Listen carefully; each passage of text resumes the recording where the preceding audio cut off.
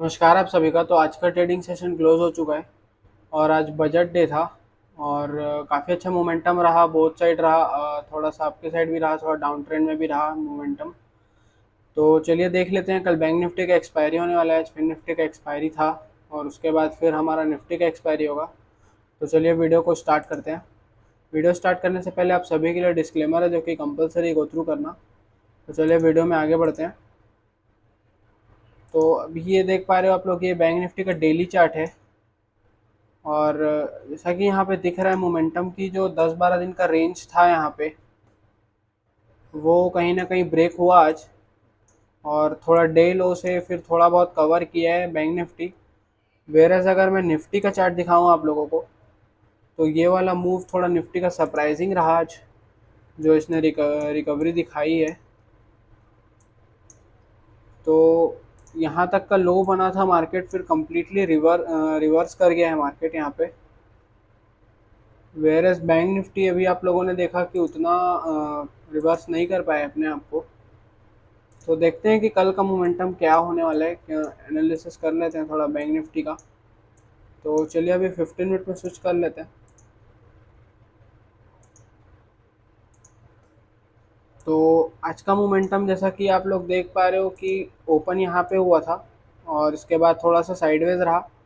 उसके बाद कहीं सेलिंग आई, फिर थोड़ा पॉज हुआ, फिर सेलिंग आई, फिर बाइंग में आया, फिर सेलिंग आई, फिर बाइंग आया। तो उतना कुछ खास मोमेंटम मिल नहीं पाया होगा। जिन्होंने भी बस सेल किया होगा उसको अच्छे खासे प्रॉफिट दिखाए होंगे और वो सही टाइम पे बुक किए होंगे प्रॉफिट। तो काफ़ी अच्छी बात है। बाइंग में तो कहीं ना कहीं थोड़ा डाइसी मूव था, तो उतना कुछ क्लियरिटी दिख नहीं रही थी, क्योंकि इतने बड़े बड़े रेड कैंडल बन रहे थे, उसके बाद कॉन्फिडेंस नहीं आ रहा था बाई करने का। तो वही है कि बाइंग भी आई है, ऐसा नहीं है कि बाइंग नहीं आई है, बट उतनी शार्प बाइंग नहीं हो पा रही थी जितना शार्प सेलिंग हो रहा था। और सेलिंग में जो लोगों को प्रॉफिट मिला होगा वो मिला होगा। तो कल क्या कर सकते हैं? तो कल बेसिकली बैंक निफ्टी का एक्सपायरी है, तो मेरे को कहीं ना कहीं मार्केट बुलिश लग रहा है 52-200 के ऊपर। 52-200 के ऊपर मार्केट बुलिश लग रहा है। 51-400, 51-350 इसके आसपास बेयरिश लग रहा है। और इसी रेंज पे रहा तब तो फिर वेट करना पड़ जाएगा कि किस तरह ब्रेक करेगा मार्केट।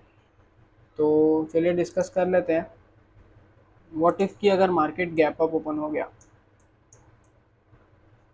तो अगर मार्केट कल गैप अप ओपन होगा बैंक निफ्टी का, समझ लो 52,000 के ऊपर अगर गैप अप ओपन हो रहा है, मोर देन 200 पॉइंट्स के आसपास, तो 52,000 का लेवल अगर ये सस्टेन करेगा, बैंक निफ्टी यहाँ पे अगर होल्ड करेगा और यहाँ से अगर कुछ बुलिश दिखाएगा, तो मैं बाइंग की तरफ इंटरेस्टेड रहूँगा। और मैं अपनी क्वांटिटीज़ ऐड तब करूँगा इसमें और ज़्यादा, जब ये 52-200 के लेवल क्रॉस करेगा, तब मैं इसमें अपनी क्वांटिटीज़ और ऐड करूँगा।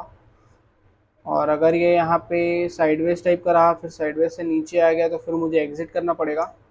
तो सिर्फ एक ही केस है कि ये मार्केट ऊपर सस्टेन करना चाहिए आपका गैप अप 52,000 का बैंक निफ्टी में। और अगर मार्केट कल गैप डाउन खुल गया नियर अबाउट आपका 51,450, 51,450 के आसपास या 400 के आसपास कहीं गैप डाउन खुला, तो मैं फिर बेरिश हो जाऊंगा और मैं ऊपर के जितने कॉल हैं वो सारे शॉर्ट कर दूंगा, क्योंकि कल एक्सपायरी होने वाला है। तो हो सकता है कि एक बड़ा मोमेंटम डाउन साइड की तरफ आ जाए बैंक निफ्टी में। फिर यहाँ पे जो बायर्स हैं वो कहीं ना कहीं ट्रैप हो जाएंगे, तो हो सकता है कि एक मोमेंटम आ जाए डाउन साइड। तो गैप डाउन खुला तो भी सेलिंग है। बस ये है कि 51,400 और 450 इसके आसपास गैप डाउन खुलना चाहिए।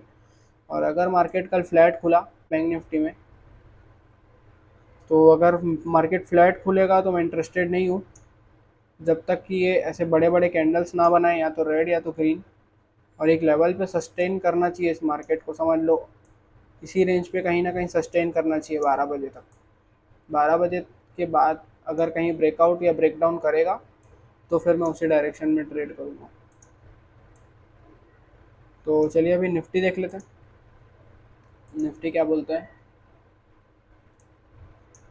तो निफ्टी निफ्टी जैसा कि आप लोग देख पा रहे हो कि आज यहाँ पे खुला, फिर थोड़ा ऊपर जाने का कोशिश किया। ये वाला जो कैंडल था ये काफ़ी अच्छा ब्रेकडाउन हुआ है यहाँ पे निफ्टी।